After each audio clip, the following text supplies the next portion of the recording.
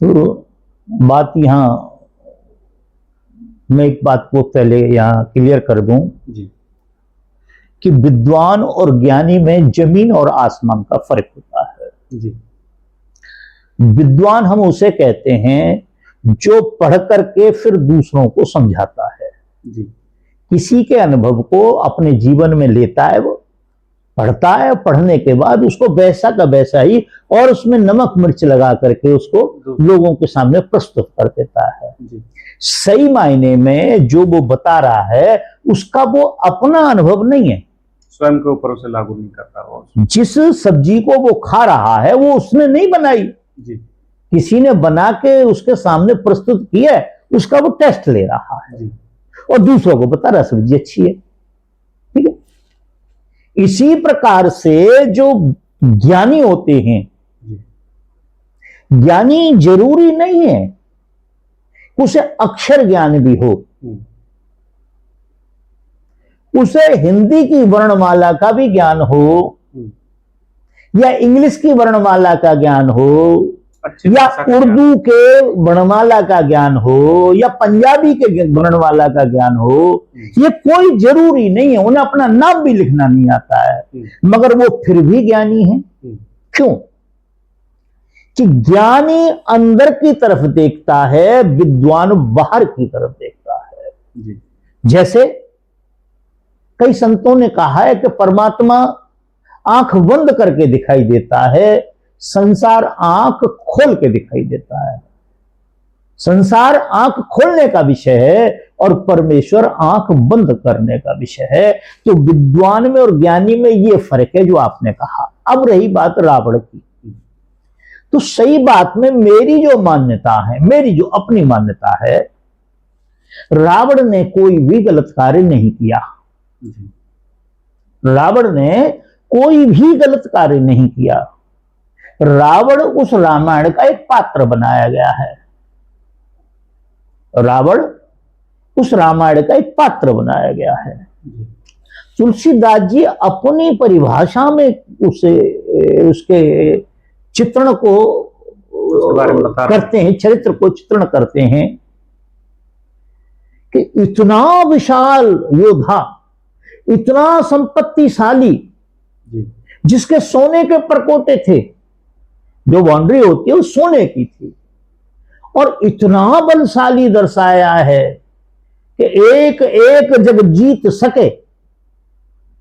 रावण, वो रामचंद्र जी और वो सब चर्चा कर रहे हैं, तो रावण से क्या नाम है, हनुमान जी से पूछा कि वहां के जो योद्धा थे वो किस तरह के थे। तो कहते हैं कि एक एक जग जीत सके, एक एक योद्धा ऐसा है जो पूरे संसार को जीत सकता है। एक एक जग जीत सके, ऐसे निकर निकाय, ऐसे योद्धा जो एक एक को जीत सकता है। इतने इतने, अब जैसे छोटी सी बात है, रामचंद्र जी को समुद्र पे पुल बनाने की जरूरत पड़ी। क्यों? लंका में जाना था। अब जो लंका में रावण, वो जो राक्षस रहते थे, वो समुद्र में 6 बार इधर से जाते थे, 6 बार इधर से आते थे। उनको किसी पुल की आवश्यकता नहीं होती थी, तो उनके पास ये विद्या भी थी। और तुलसीदास जी कहते हैं कि मुनि पुलस्त कर नाती, पुलस्त ऋषि बहुत अच्छे ऋषि हुए हैं। मुनि पुलस्त कर नाती और शिव विरंच पूजे बहुभांति। शिव और ब्रह्मा की उसने बड़ी विश्वास पूजा की। शिव का बताते हैं, खैर हमारी भाषा में तो शिव अंदर है बाहर नहीं है, तो पहाड़ उठा लिया, कैलाश उठा लिया उसने। तो बात क्या है, रावण गलत नहीं था, रावण को गलत बना दिया। किसने बना दिया? इस मीडिया ने बना दिया। और मीडिया कौन है? उस समय की मीडिया कौन थी? ज्ञानी, गुणी, मुल्ला, पंडित, ये जितने भी लोग थे, ये सारे के सारे उस समय की मीडिया थी। और इस मीडिया ने रावण को राक्षस बना दिया, जबकि पूरी रामायण में राक्षस शब्द उसके लिए कहीं नहीं, कहीं उसने मांस का सेवन नहीं किया है, कहीं मदिरा का पान नहीं किया है, उसने कहीं पराई स्त्री का स्पर्श नहीं किया है। ठीक है ना? तो क्या है, क्योंकि वो जो रावण था, रावण का एक विशेष श्लोक है, अहम ब्रह्मास्मि, वेद में है, पर वो रावण की उत्पत्ति है, अहम ब्रह्मास्मि।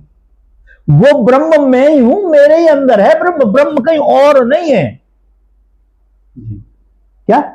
और कहीं नहीं है, मेरे ही अंदर है वो ब्रह्म, बाहर कहीं नहीं है।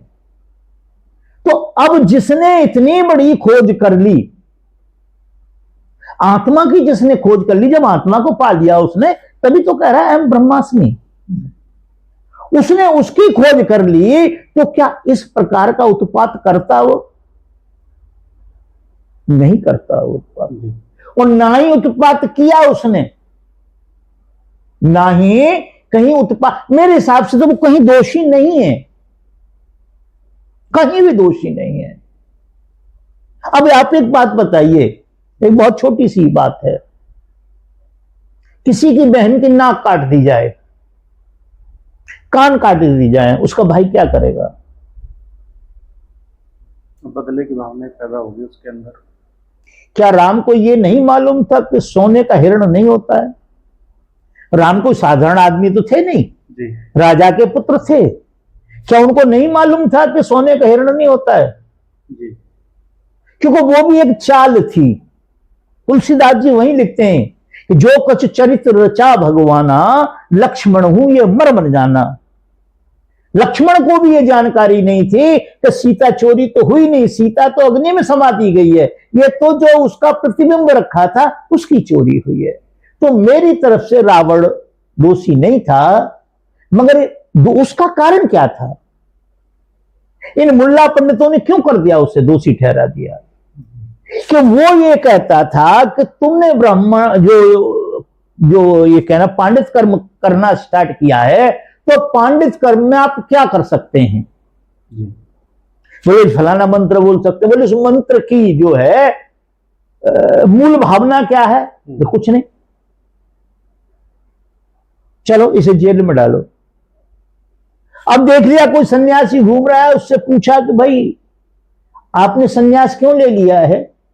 बोले सन्यास इसलिए ले लिया, हम दुनिया का कल्याण करना चाहते हैं। बोले क्या आपने अपना कल्याण कर लिया?